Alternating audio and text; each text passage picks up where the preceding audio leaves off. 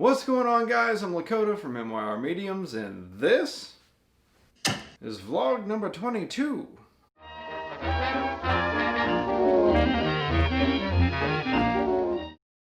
Today I will be showing you guys the process that I go through when creating strange, surreal digital portraits of people and their loved ones. We're quickly approaching the time of year where I start running a few art specials, and one of the deals that I run are on what I call vaporwave portraits. I call them that just due to their aesthetic and color scheme. I started doing these portraits back whenever we were quarantined in my state as a way to pass time, and it was just a great way to learn my way around digital artwork. And to those of you who purchased a portrait during that time, I cannot thank you enough. That really helped us get through the quarantine while I was out of work. It's been a while since I've done an Ask Me Anything video, so I figured we would just do that while I showed you the time-lapse process of creating these portraits. I will also announce the winner of the Facebook portrait giveaway at some point in this video. Let's get started. Now, before we start with subscriber inquiries, I wanted to address this one pesky question that I see get passed around in Facebook art groups all the time, and that question is digital art as valid an art form as traditional art? And the answer to that question is absolutely. Absolutely it is. Look, I have been doing and selling traditional artwork for over a decade now, and I stayed away from digital art for a long time, not because I didn't think it was valid, but because it is actually quite a daunting medium to get into, not to mention expensive to start up. This is like asking if sculpting is as valid as oil painting. It's just a different medium. You have to learn how to use new tools. You have to make sure that your sizing is right, that your DPI, your hue, saturation, and sharpness are correct for making prints. But once you learn how to use these tools, you can actually streamline your process to make it easier to transfer images to album covers, stickers, shirts, etc. Now, this question doesn't really bother me personally, but what does bother me is that it's very discouraging to young artists who are wanting to broaden their horizons. So let me tell you this: if you are dancing with the idea of getting into digital artwork, do it. Do not let other people discourage you from bettering yourself. On to the next thing. Who would win in a fight? A giant squid or a giant octopus? And would it be weird if their tentacles became entangled like the beards of two hipster men? This question was asked by Daniel Myers. Thank you, Daniel.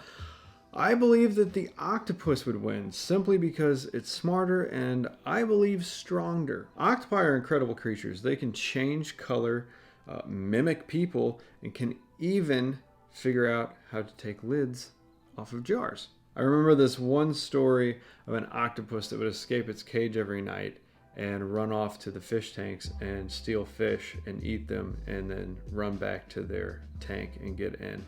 And I just don't think that a squid can compete with a lid opening arthropod. As far as how strange their tentacle embrace would look, yeah, man, I've seen that anime and it's weird. Cynthia Cooper asks, what is a medium you've always wanted to use but haven't yet due to fear, price, time, etc.? I don't think that I've stayed away from a medium out of fear, but only out of complete lack of interest, and that medium would be oil painting. Nothing about it entices me at all. I work fast because I'm a very impatient person, so I like to pick mediums that dry quickly, and oils just seem very involved and time-consuming. Cody Coulter asks, what animal impresses you the most and why? Again, I'm going to say the octopus. Lids, bro. They can open lids. This question comes from Lila Nicastro, and her question is, what is your deepest fear? Lila, my deepest fear is not being enough for my family, my friends. I struggle with that on the daily. I don't know why or where that comes from, because nobody has ever told me that I wasn't enough. Nobody ever acts like I'm not enough. It's just one of those things that gets in my brain and rattles around a little bit. I know that I'm loved by my wonderful wife and kids, my family, my friends, even extended family, my in-laws. Sometimes my brain thinks differently than my heart. Tommy Enzi asks, say I'm having an existential crisis. What kind of cake or dessert would you recommend? Pumpkin roll cake, dog. Nothing better than a pumpkin roll cake. Or chocolate pudding pie with a lot of whipped cream. Or cheesecake. Cheesecake is delicious. When I'm having a crisis, I like to go and just eat a ton of ice cream, which I know is a bad idea because in my old age, I don't handle dairy well anymore, but that will not stop me from making a regrettable mistake. Jenna Downey asks, what's the story with the squid tattooed on your chest? Jenna, thank you for not asking why I have a penis tattooed on my chest. So interesting story here. My nickname for my wife is Squid. It has been since the second semester of college. I used to draw this cute little doodle on the love notes that I would send her. Sometimes I still do. And it was this cute little doodle that I decided to get tattooed onto me permanently. But before I got the tattoo, I decided to do a redesign to give it a more full look, girthy, if you will. I went to Iron Age Tattoo, the premier tattoo shop in St. Louis, Missouri.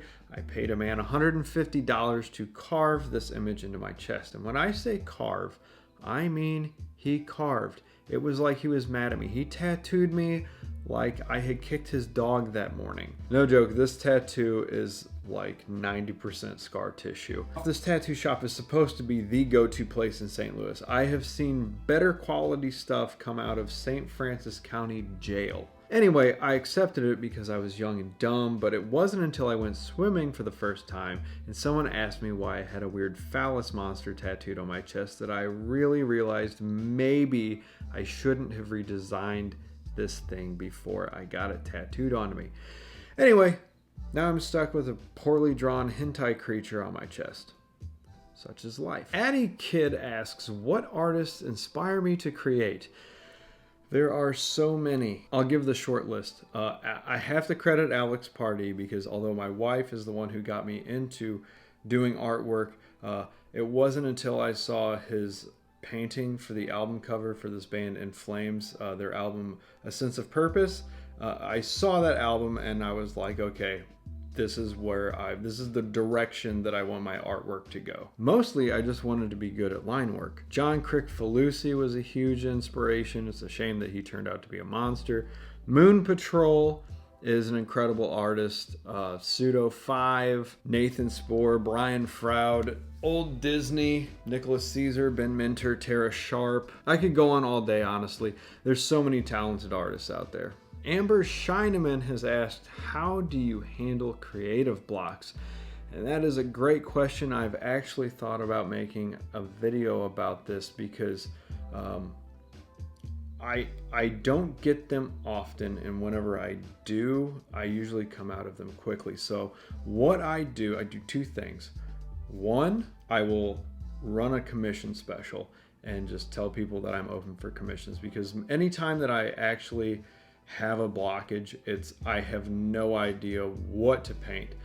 So if I ask somebody to tell me what to paint, sometimes it's just like, okay, you're going to tell me what to paint, so I have no choice and I have to get it to you because you're giving me money to do this. So it forces my hand. Another way that I break through these creative blocks is I will actually just do washes. I'll experiment with colors and patterns and stuff like that. So while I'm working on them, I'll get inspiration sometimes right then and there, and then I just do a painting on the wash that I'm working on. If I get nothing, and I'll crank out like 15 washes in one sitting, if it's watercolor, or shoot, even acrylic, not that hard to do. So I'll do that, and if I get nothing out of it, I just set them aside, and later on, whenever I am feeling it, I've got all types of backgrounds to choose from to paint on. The thing that sucks about creative blocks is that it's a time waste, and if you're an artist and you do this to make money, like, then time is money, and it just sucks to waste time whenever you can't think of something to do. So I think I am going to do it. I'm going to do a video on that. I'll try to get that out sometime soon. Danae Buchanan asks, in a conversation with someone who has never heard about God, what would you say about God from your experience? We're getting deep now. Some of you may or may not know that I am a Christ follower. I believe he's real. loves me, loves you, and is our Lord and Savior. And I believe in the Jesus of the Bible, not the Joel Osteen, mega church, American patriot Jesus. If I were to tell somebody about Jesus who didn't know him, I would first tell them to take all of the religion, all the politics, all the legalism, and flush it down the toilet. Jesus isn't a Republican. He's not a Democrat. He doesn't want robots. He doesn't want you judging people for who they are. As a matter of fact, he says specifically not to do that. One of my favorite things about Jesus is the fact that he came down to hang out with the outcasts and the sinners because they needed mercy and grace, and they weren't getting that from the religious leaders. What Jesus wants is relationship. What Jesus wants is a relationship with you, and a real relationship, not just a surface level thing. And what this crazy thing happens whenever you do enter into a relationship with Jesus is that your self-destructive tendencies and desires start to disappear. They go away, and your capacity for love and peace and patience starts to increase. And I'm not just spewing this from some sermon. I'm speaking from experience. I'm not talking about religion. Religion is the opposite of that. I was religious for a long time, and all I did was screw up and suffer and feel like a screw up constantly. And it wasn't until I actually really looked at the teachings of Jesus and what Jesus said and how we're supposed to go about it, that I was like, oh, I'm not doing this at all. I'm going to link a video that I made a couple months ago talking about that. I think some of you may find it interesting. It's filled with artwork, and it's not preachy. It's just the story of how I got my life back on track. But to sum it up in a nutshell, I ditched religion and pursued a relationship with Jesus, and my life has been better ever since. Justin Wells asks, what's your favorite vegetable?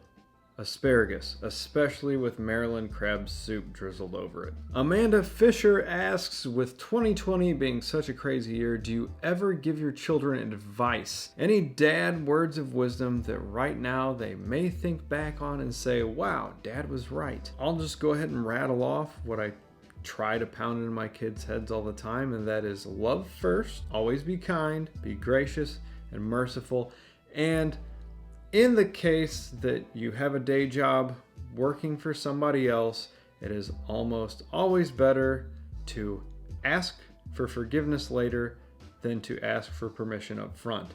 I promise you will get more work done and more efficiently if you go by this motto. This motto does not apply when dating women. Nicole Henderson asks, when you run out of options to have fun, what do you do? Read a book. Chrissy Whiskey asks, what are some fun and interesting alternatives to war and violence that you think people could settle their differences with? If I had it my way, all group disputes would be settled with an old school dirt clod war. No one really gets hurt, you get to throw things, dirt explodes everywhere. You get tuckered out, and the battle ends as soon as the streetlights come on. Nobody really knows who won, but I guarantee you that everybody had a great time. Either that or a solid game of Foursquare. The last question comes from Megan Malonis.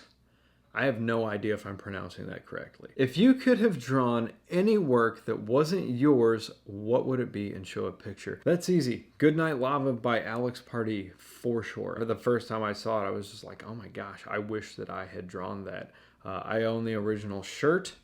Too small for me now. And one day I will own the original. I don't know who has it now, but if you're watching this and you are the owner, just know that one day I'm coming for that piece, and I will suffocate you with money until I'm the rightful owner. Alright guys, that's going to do it for this week's video. I hope that you enjoyed it. I always enjoy doing Ask Me Anything videos because I like talking about myself, like a closet narcissist. I also love doing these portraits, so if you are interested in getting one, please let me know in the comments, send me a message on Facebook, send me a message on Instagram, and I will get started on it. And the winner of the Facebook portrait giveaway is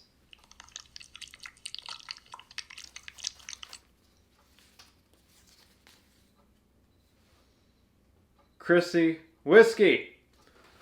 I will be contacting you shortly. Thanks again, guys. I appreciate you. Please remember to like, comment, and subscribe.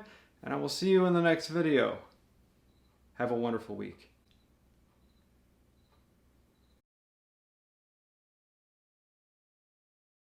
Today I'll be showing you guys the process that I go through. I have done this take so many times. Today I'll be showing you guys the surreal, we're quickly process of creating these videos. It's been a while since I've gosh, this light is bright. My goodness. This shirt is alarmingly white and the glare on this clock is ridiculous. Oh, you can't even see the clock in frame. What am I talking about?